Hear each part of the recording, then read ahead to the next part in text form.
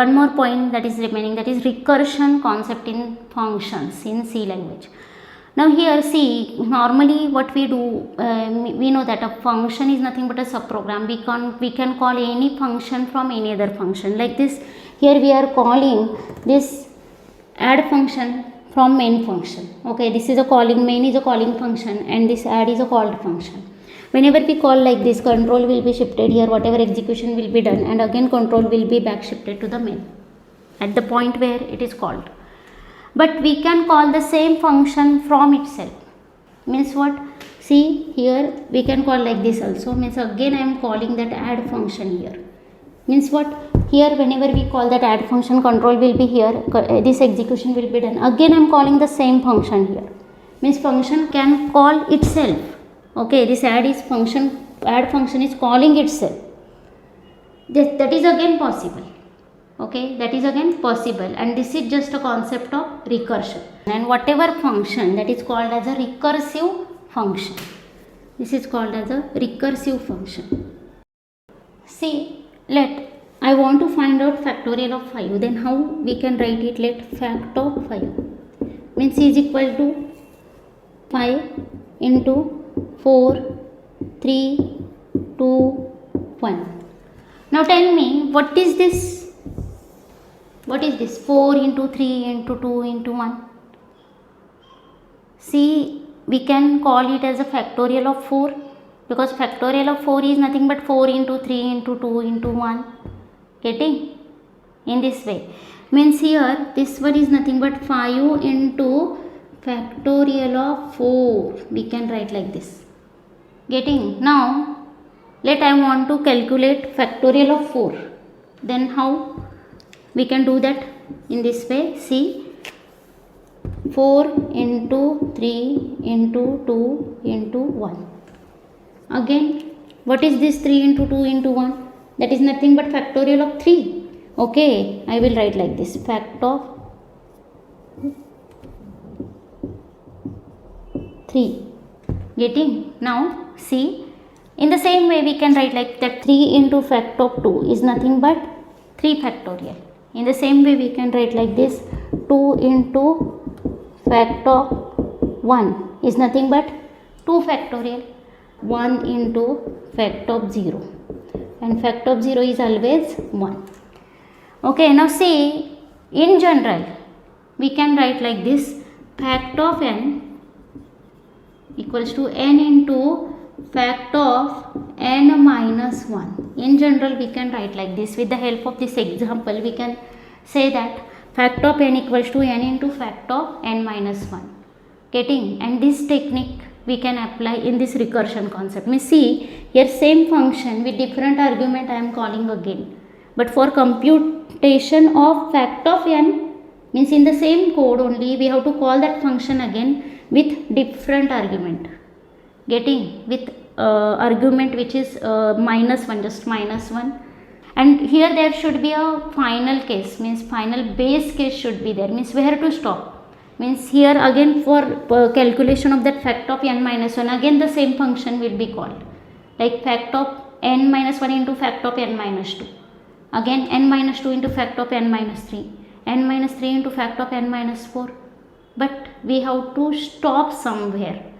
There should be a sum, means because we are calling one function, the same function from that function again and again and again and again. That may create infinite situation, and to stop that we have to do something, we have to write something. That is nothing but a base condition. Now here see, what is base condition? We can write whenever that n will become 0, factorial is 1. Or we can say that n is 1, again factorial is 1.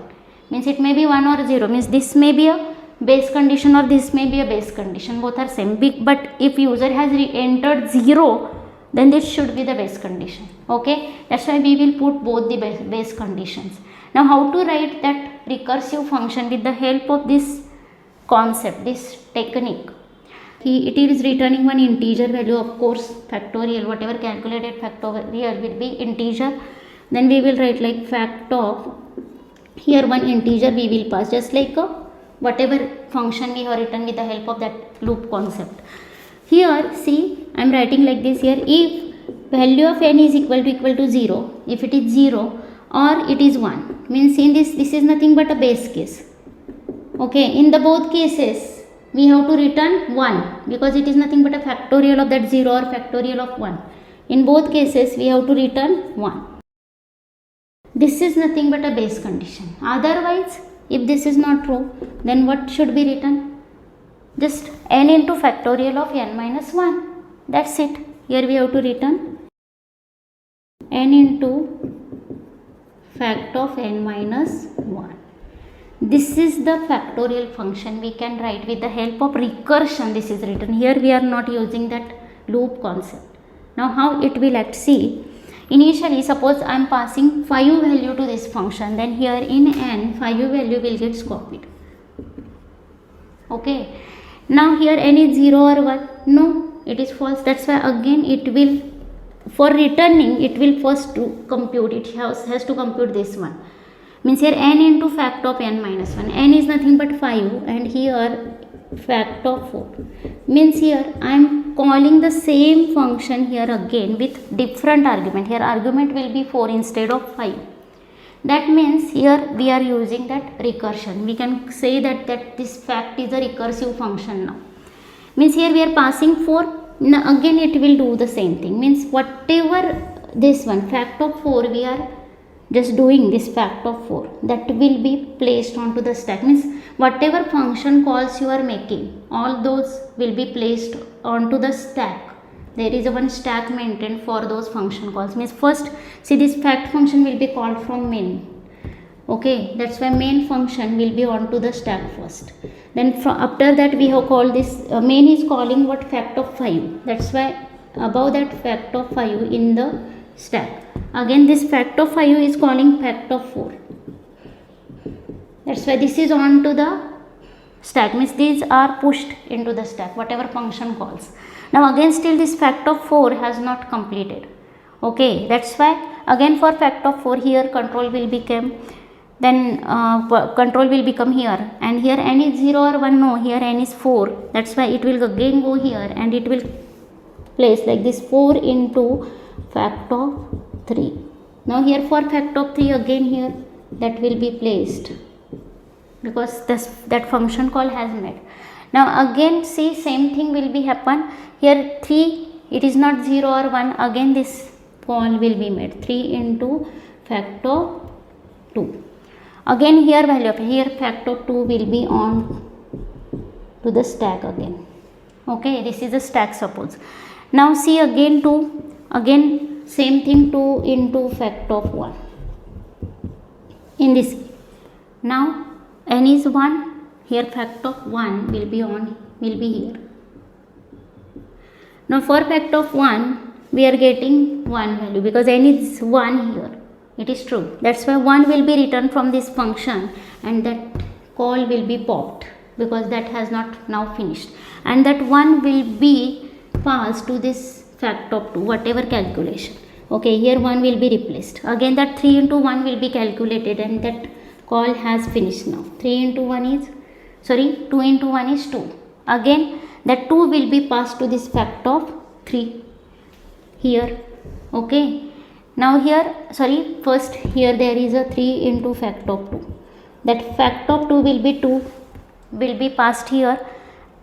Then 3 into that 2, 6 will be passed to this fact of 4, getting in this way.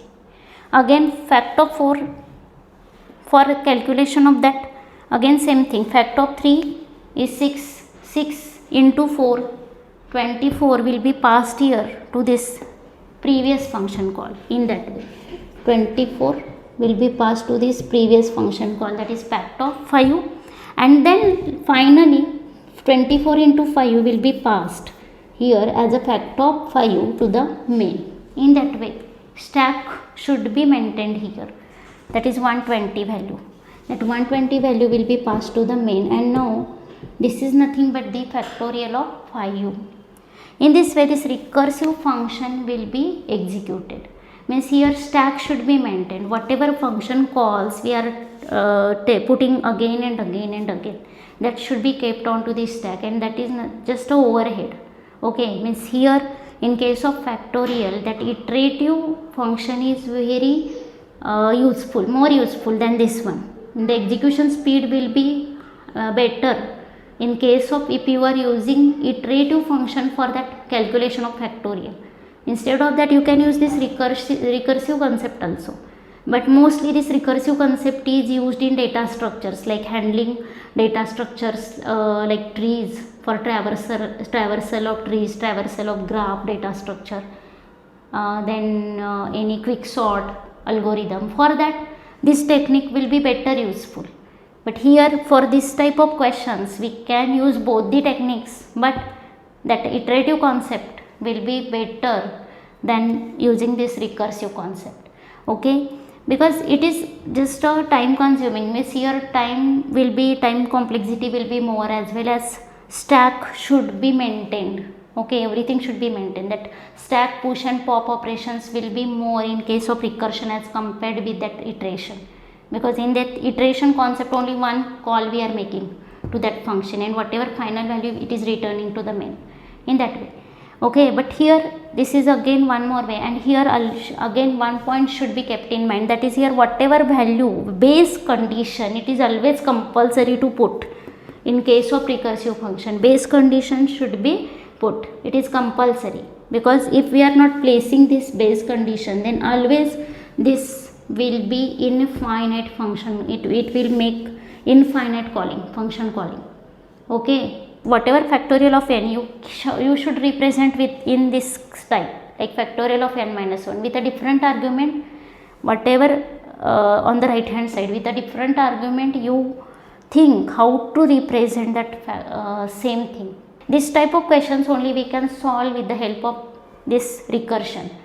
It is not case like that every function whatever we can do with the help of iteration, that is possible to do with the help of recursion, not like that.